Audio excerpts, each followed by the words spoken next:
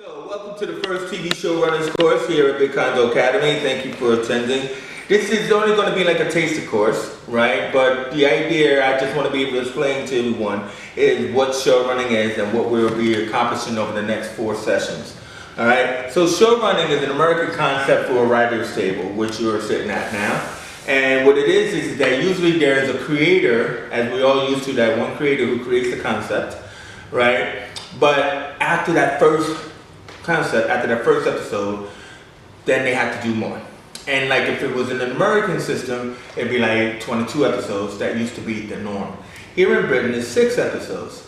So what we have now, because in following the trends, what we have now is what is called binge watch. So a lot of shows are binge watchable, which means that they're on social media or some online platform. But a lot of our major networks are creating their own online platforms. And so because there's more and more, not just from the TV side, AT&T, different companies are creating their own online platforms, and they all want original content. So what they're doing now is going to everybody. Everybody who writes that has a good enough pitch. So they call them HubSpots.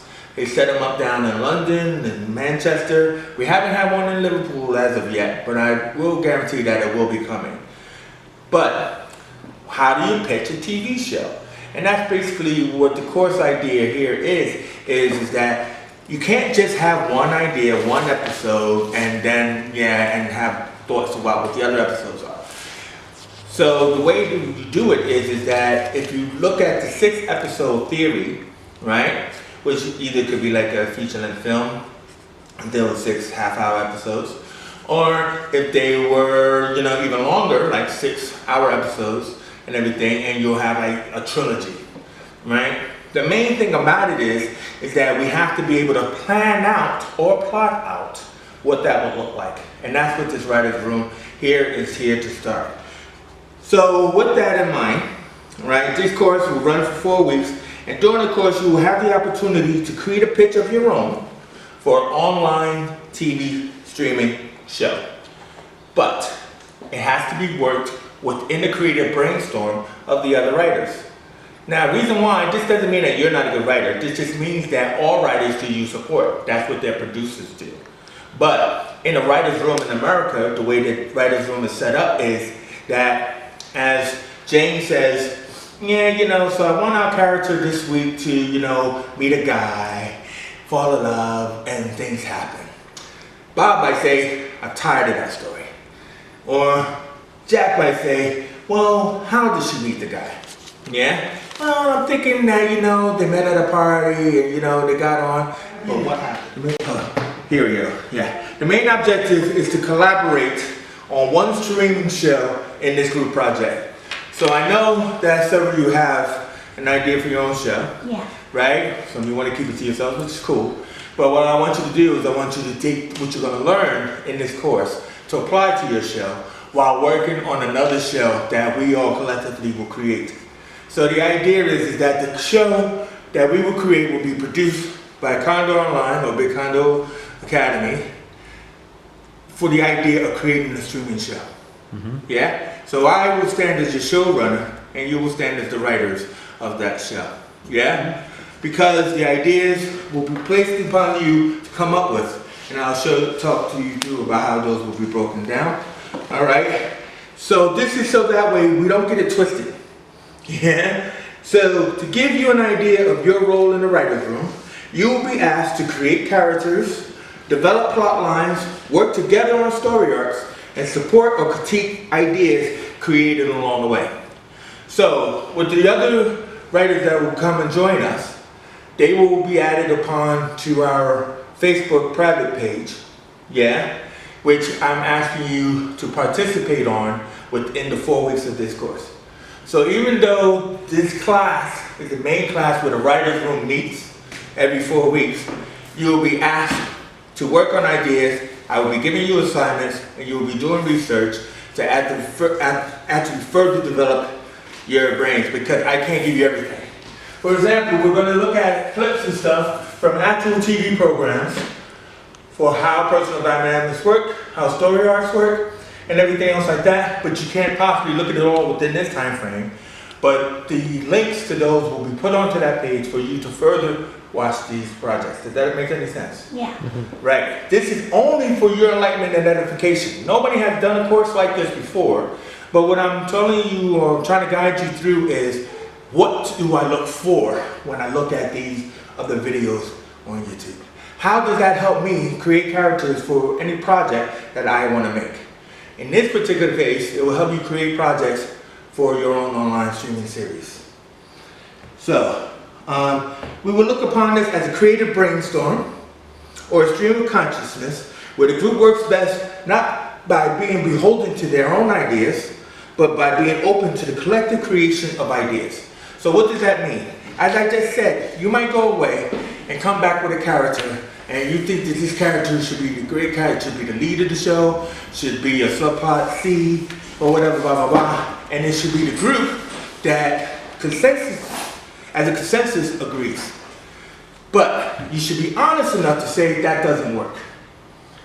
Now what happens in most writing groups is that people like to be nice because they don't want to not be nice, and they want people to be nice when they come up with ideas.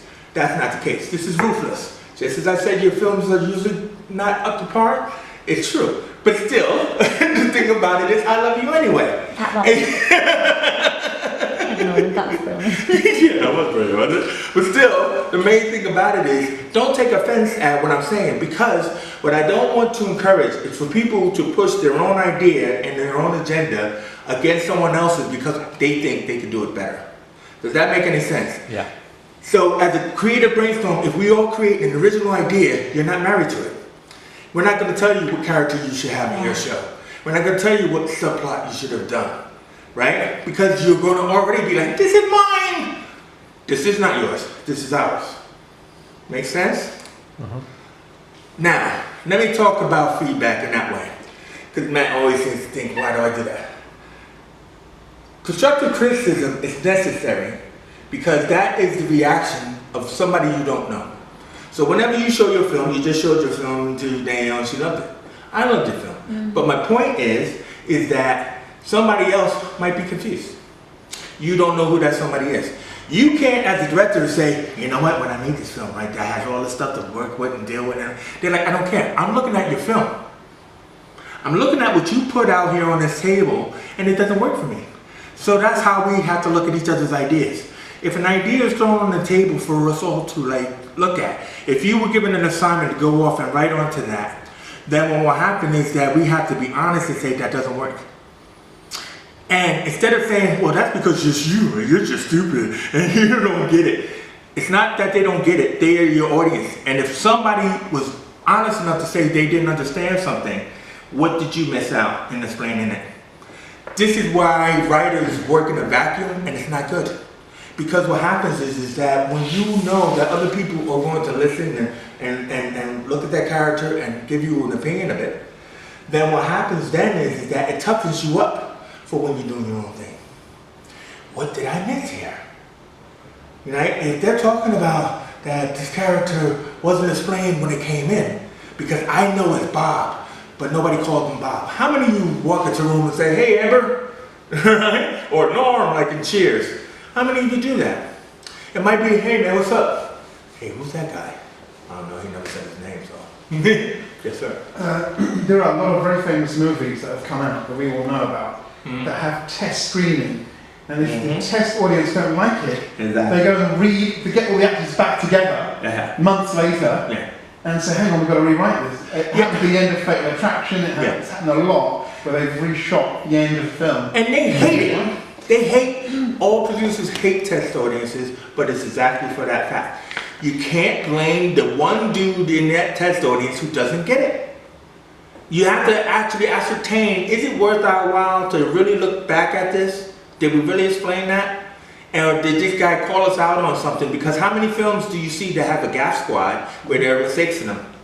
You know, that's because they've ignored their actual test audience or whatever, and they didn't have any money to reshoot that. They'll miss that. It'll go by so fast. It'll be like in some projects, because the thing is, right, when you watch Amazon Prime, on the left, there's a button called IDM or something, and it tells you all the trivia about the things.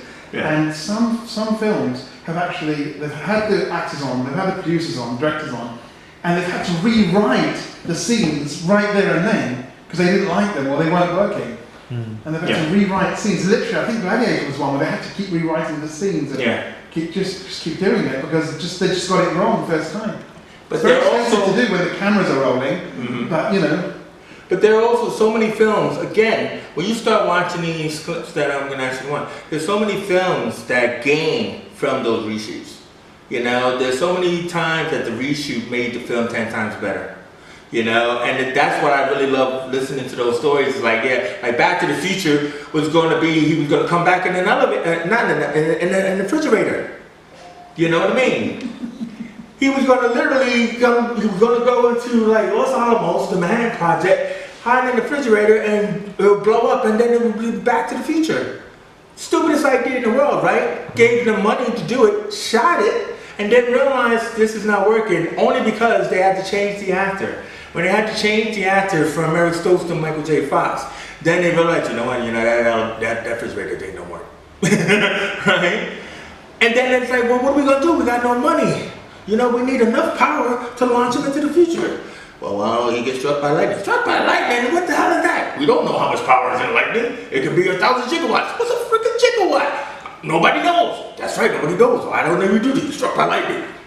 Best scene in any film I've ever seen is that ending scene with Back to the Future trying to go back to with the lightning bolt. Aims and objectives. So the aim of these 4 weeks is to gain an understanding of how to create a TV show specifically for online streaming of original content for available platforms. So that's our aim, is to actually put together the outline of the show for us to be able to have it ready for pitching.